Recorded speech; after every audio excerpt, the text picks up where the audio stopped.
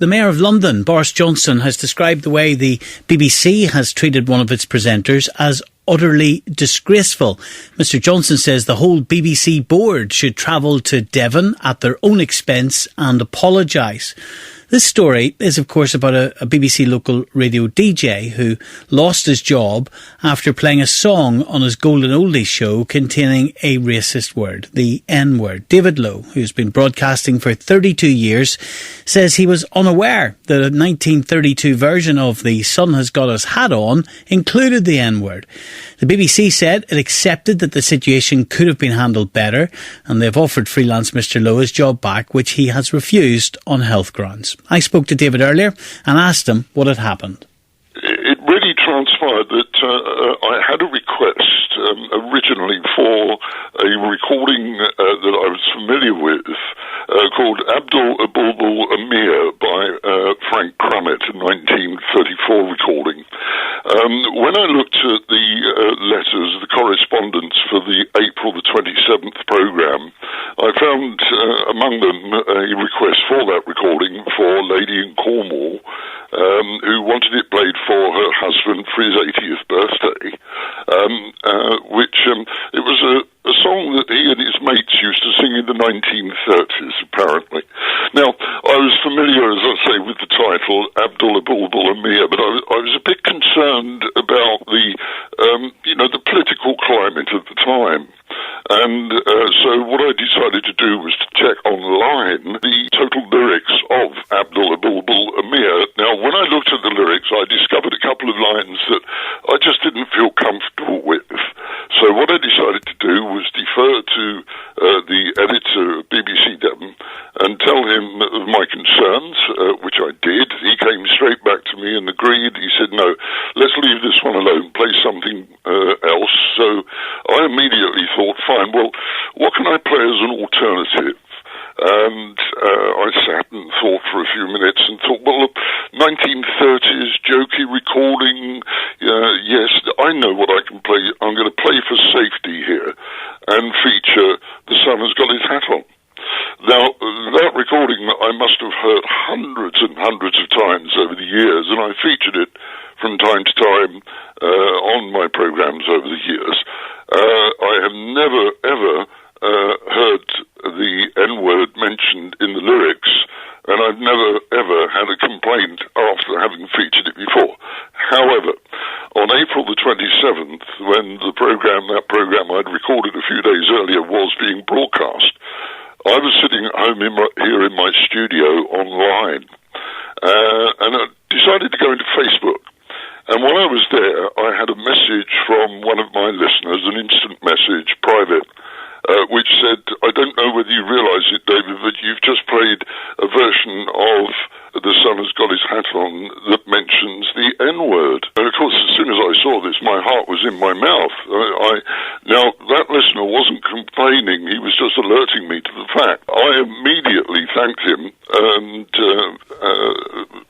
found the CD from which I'd used, placed it on my CD player in the studio, put my headphones on and listened very carefully to the recording. And sure enough, there it was, in the line of lyric, as to say, I was absolutely horrified. So, David, that listener hadn't complained? No, that listener sent me a private Facebook message. So how did management get involved then? What happened? Yeah, what happened was the following day, I pre-recorded the following weekend's programme, and after I'd got home, I received an email from the BBC to say that they'd received a complaint, an email complaint, about the recording I'd played the night before, and informing me that that particular recording was not for broadcast. Needless to say, I reported straight back to the BBC and said, yes, I have listened to that recording, and I was horrified to discover, in fact, the word did appear in the recording. And I said to them, what can I say? It slipped past me. I'm very sorry, and I'm deeply embarrassed. My words then were to to the effect of maybe this would be a good time for me to fall on my sword? Question mark. Why did you offer to resign? Pardon? Why did you offer to resign? Because I suppose, in all honesty, my deep embarrassment. I've been involved in programme making for over 32 years, and this is the first time I'd made a mistake of that kind. And I just felt deeply embarrassed, and well, David, if it was the correct thing to suggest at that time, although I have to say that it wasn't a suggestion, it was a question, a query. If it was a genuine mistake, and it's clear from what you're telling us tonight it was, then presumably the bosses at BBC Radio Devon came back and said, David, we've known you a long time. You've given nearly 30 years service to the BBC. Of course you shouldn't resign. You're making an apology. No problem. We'll stand by you. But what did they say? What happened, Stephen, was I then had an email from the management asking me whether I checked the lyrics of recordings, and I replied to say, I'm usually pretty sharp on this sort of thing, and I am. That's why it's only the one time I've ever made a mistake like this in my 32-year career. But it was then I suggested to them that I was perfectly willing to announce an apology on the next available programme, an unreserved apology to my listeners, to any of them who'd heard the recording and were offended by it, and I just wanted to apologise for any offence caused. And the alternative option was, as I put in that particular email, as I'd said earlier, perhaps to fall on my sword. What happened was that I then received an email, I think the following day, which said, we don't want you to mention the last week's programme at all. In other words, the apology situation wasn't accepted. And another email after that, a day or so later, said that we feel regrettably that to resolve this issue, we would need to ask you to fall on your sword, which of course quoted back the expression I'd used in the original incident. So nearly 30 years of service to the BBC. You'd make a genuine mistake. You want to go on air, front up to the listeners. You want to say to the listeners, I'm really sorry, I made a mistake. And the BBC basically tell you, no, keep quiet and resign. Yes, over a couple of emails, that's what was said. How did you feel about that, David? The phrase was to resolve the issue. Yeah. We feel that we should ask you to fall on your sword. How did you feel about that? I wasn't surprised, let me put it that way. In the light of 32 years' experience, that again, I must stress the point that I was not only deeply embarrassed by the situation, I wanted to have the opportunity to apologise to my listeners, who are very, very loyal and have been all along. Unfortunately, I wasn't given that opportunity, and so I regrettably had to take the decision, well, I offered to fall on my sword. They've taken that option as their best option, so I must go along with it. I don't have any quarrels with any of my former BBC colleagues. I think the system that I have issues with. It's such a shame because the system has, in this particular instance, I think, conspired to turn this whole affair into a rather badly handled affair, one way or another. So, recognising that fact, I think I felt more sadness than anything else. Did you feel betrayed by the BBC? No, I don't think so. I was just so deeply embarrassed by making such a silly mistake.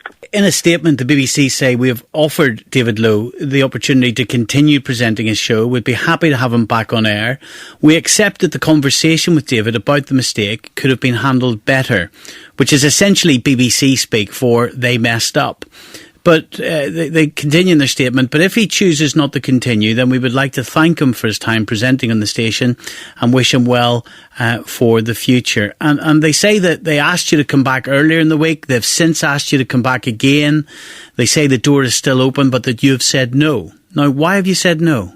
Well, that's a very good question, Stephen, because first I must say that I don't recall being asked to come back earlier in the week. I certainly didn't get a written invitation to do that. In fact, that's interesting. I did have a phone call from the editor who asked me if I would wish to do a kind of farewell piece for the news bulletins at BBC Devon, and I asked him to send me his suggestion in an email so I could think through it, and I felt that it wasn't the appropriate thing to do. Now, that's actually very important what you've just said, because presumably the reason why the BBC have it in this statement that they'd offered you the opportunity to continue presenting, to come back to your show earlier in the week, presumably the reason they're putting that in the statement is that they're trying to make it clear that they just haven't reacted to newspaper coverage in terms of that's why they're offering you your job back. You're telling me it's not true, is that right? Well, let me put it this way, that I don't recall being asked to return earlier in the week. Yesterday, I had a lengthy telephone conversation with the overall boss of BBC down here in the southwest. Was very magnanimous in the situation. He said that he wanted me back on air, and I respected the magnanimity of his suggestion. Now, there is a complicating factor here which has been exacerbated more and more over the past couple of weeks. That is, I am partially disabled with a condition called dystonic tremor. Now, it's been reported that it's a stress-related condition. It is not a stress-related condition. It is a neurological condition that is exacerbated by stress. Now, dystonic tremor, it affects my hands, my arms, and my head. And I felt that during this conversation, I felt that although I thought his offer for me to come back was very kind, really magnanimous, I felt that my situation now, because my dystonic disability has been so badly affected by this episode, I think my priority now is to look after my health, get my health back on an even keel. And it's going to take quite a little while to do that because of the nature of the response in my condition to the episode. So I respectfully declined Leo's invitation, despite the magnanimity of it. Will you ever go back? I really can't answer that, Stephen, because the impact on my dystonic tremor has been such that I have to defer back to my specialist at Derriford Hospital in Plymouth, who made it clear to me a couple of years ago after I'd had a bout of flu when my tremor became very, very bad again, similar to what's happened this time. He said to me, look, whenever you have a major health problem or a major lump of stress falls into your lap, the condition will exacerbate. It will get very, very serious. It'll take time to come back again to where it was before the episode, but it will never quite go back to where it was before the episode. So I'm now faced with a situation where in all honesty, despite the sadness I feel at having to say no to the BBC's offer, despite that, I feel that my priority now is to get my health back on an even keel. Maybe in a few months from now, and it's going to take quite a long time to do this, maybe in a few months from now, I will be in a much clearer position to be able to answer your question directly. Can I talk about the elephant in the room here, David? And it's something that the press have picked up on. And it is, of course, that one of the BBC execs on Top Gear had to apologise when Jeremy Clarkson was caught up in his own N-word controversy and apologised one day, then wrote a newspaper column the next day, essentially saying he was forced to apologise and he didn't think he should.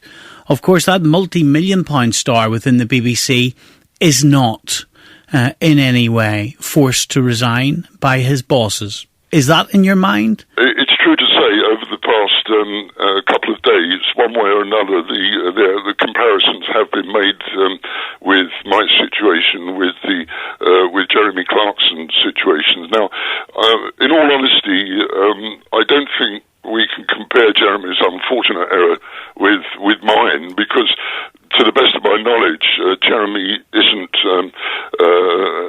partially disabled as I am. Now, as I mentioned just now, my agreement to fall on my own sword was, to some considerable extent, guided by the severe impact this issue has had on my dystonic tremor condition.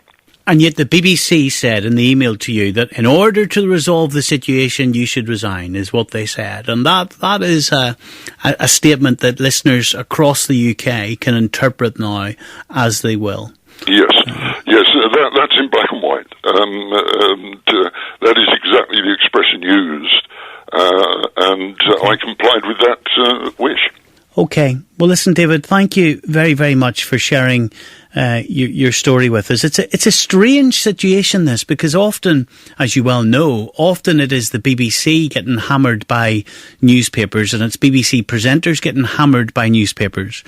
And yet over recent days, it's been the newspapers who have actually been fighting to bring prominence to your case. Yes. To presumably demonstrate an injustice done to a BBC presenter. Now, that's quite rare. When all is said and done, yes, I feel very sad about what's happened, but my sympathies really lie with the many thousands of listeners, especially those who are elderly, live alone maybe, and or suffer poor health, who through no fault of their own, have lost a weekly programme they've taken to their hearts. I'm so sad for them. So that's the former BBC presenter, David Lowe. 0500 909 693. What do you think? Do you think the BBC made a mistake? Do you think because he played that song, even if it was inadvertently played, do you think that he deserved to lose his job over it?